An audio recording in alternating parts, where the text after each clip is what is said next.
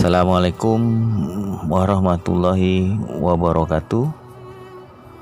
Alhamdulillah, Allahumma sholli wa sallim wa barik ala Sayyidina Muhammad wa ala alihi wa ashabihi rasulillahi ajma'in. Amma ba'du. Sahabat-sahabatku, saudara-saudaraku yang dirahmati Allah, dalam kesempatan ini kita membahas tentang gerakan-gerakan di dalam zikir napas. Adapun gerakan-gerakan tersebut yang sering kita dapatkan adalah daya sujud, kita disujudkan ataupun mendongak ke atas. Apa sebenarnya daya sujud ini? Kepala adalah mahkota bagi kita, tempat tertinggi di dalam jasad kita. Jadi maknanya apa? Mau tidak mau, suka tidak suka,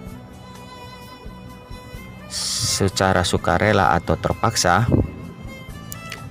kita wajib bersujud, wajib mengakui adanya Allah,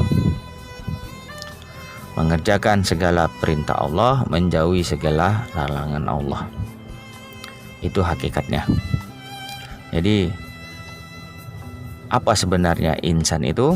Insan itu adalah makhluk di mana harus tunduk pada ketentuan Allah, kudrat dan iradatnya Allah. Apapun pangkat kita, apapun jabatan kita, apapun makom keimanan kita, kita wajib tunduk dan patuh kepada Allah. Bukti daripada kita orang beriman adalah mengerjakan perintah, menjauhi larangan. Jadi untuk hal demikian, ketika kita mendapatkan daya sujud itu, kita terima, dan bukan berarti bolak-balik kita bangkit sujud. Dan di sini nanti akan terlepas kesadaran kita dan tujuan kita. Kita hanya memperhatikan daripada gerakannya. Seperti halnya contohnya kita makan. Ketika kita sudah rasa, kita kan tidak terus merasakan itu seperti ini rasanya ayam, ini rasanya sayur. Kan tidak. Semua sudah bercampur dan kita melahap hingga selesai kita makan. Jadi kira-kira begitu. Tidak terfokus lagi kepada dayanya, kita masuk kepada sebalik rasanya. Lalu ada lagi daya mendongak ke atas. Di awal penciptaan manusia pertama, yaitu Nabi Adam, itu Allah tiupkan ruh itu kepada Nabi Adam melalui ubun-ubunnya. Lalu masuk perlahan-lahan, sedikit demi sedikit, dari mata, hidung, telinga, kemudian tenggorokan, masuk lagi ke dada, hingga Nabi Adam bisa berjalan dan semuanya berfungsi. Begitu jugalah keadaannya kita dalam berzikir napas ini. Diawali dari ujung kaki, merambat naik ke atas hingga kita tidak merasakan sesuatu apapun di dalam jasad kita. Itulah hakikat kembali mematikan diri sebelum mati. Makanya kita selalu mendongak ke atas, meninggalkan semua yang sifatnya duniawi, meninggalkan semua segala nafsu keinginan kita. Jadi untuk hal ini jangan lagi kita pakai pikiran. Ini kenapa, itu kenapa. Nikmatin dan saksikan saja. Itulah kalau kita mau bersahadat. Asyhadu alla ilaha illallah. Jadi kalau ingin melihat aku, kata Allah, selamilah dirimu. Itulah dia. Lalu bagaimana dengan gerakan yang tangannya kesana kemari, tubuhnya bergetar, kepalanya goyang-goyang, godek-godek, geleng-geleng. Nah ini kita harus perhatikan apa yang sebenarnya terjadi. Kenapa kita mendapatkan gerakan seperti itu, mendapatkan hal-hal seperti itu? Bisa jadi ini adalah gesekan energi, benturan energi di dalam diri kita. Ketika nur Allah memasuki jiwa kita, kolbu kita, di situ energi itu mulai merasukin jalan darah. Tempatnya para jin, tempatnya para iblis itu adalah di jalan darah itu. Dan ketika itu mengikut daripada jalan darah, mereka juga akan terkena energi itu.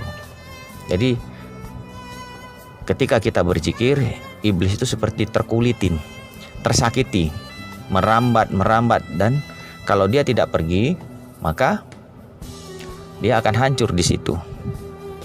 Lalu bagaimana mengacaukan kesadaran kita kepada Allah, perjalanan kita kepada Allah? Dibuatnya tubuh itu bergetar, dia berontak, dia mengadakan reaksi, sehingga kadang-kadang kita terlepas kesadaran kita mengikuti gerakan jasad. Nah, disinilah gangguan-gangguan itu.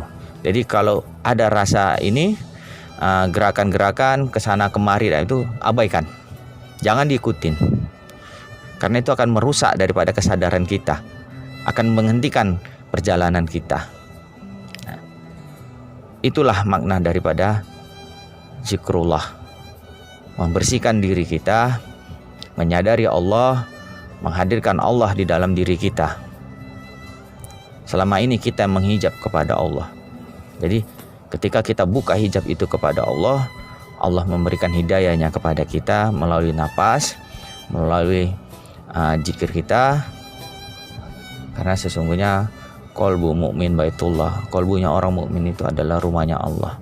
Yang selama ini ditempatin iblis, selama ini ditempatin jin-jin dan para setan, ketika Allah hadir pada kalbu kita, insya Allah mereka pun kocar kacir meninggalkan kita. Tetapi sebelum meninggalkan kita, mereka akan bertahan dulu. Bagaimana kalau orang itu sudah lama, mereka itu sudah lama mendiamin tubuh kita, mendiamin hati kita, apa seenak begitu saja mengusirnya? Sudah nyaman di jasad kita, apa begitu saja menerima ketika diusir? Tentu mengadakan perlawanan dulu. Nah, disinilah kita harus benar-benar berpasrah. Innalillahi wa inna ilaihi rajiun. La haula wala quwata illa billahil alil azim. Jadi saudara-saudaraku, sahabat-sahabatku yang dirahmati Allah, gerakan-gerakan itu, sensasi-sensasi itu tidak semuanya bisa kita maknai. Tetapi ada beberapa yang bisa kita ambil hikmahnya. Mari sama-sama terus berlatih, sama-sama tetap beristiqomah. Yakinlah Allah akan memberikan jalan kepada dirinya. Sesungguhnya manusia itu telah bekerja keras untuk menemui Tuhannya, maka dia akan menemuinya. Itu terdapat di dalam surat, saya kurang paham, di dalam Al-Quran. Allah memberikan janjinya kepada kita. Allah berjanji kepada kita, barang siapa yang bekerja keras untuk menemui Tuhan, maka dia akan menemuinya. Insya Allah, Allah tidak ingkar pada janjinya. Semoga kiranya ini bermanfaat. Lebih kurang mohon maaf. Billahi taufik wal hidayah. Assalamualaikum warahmatullahi wabarakatuh.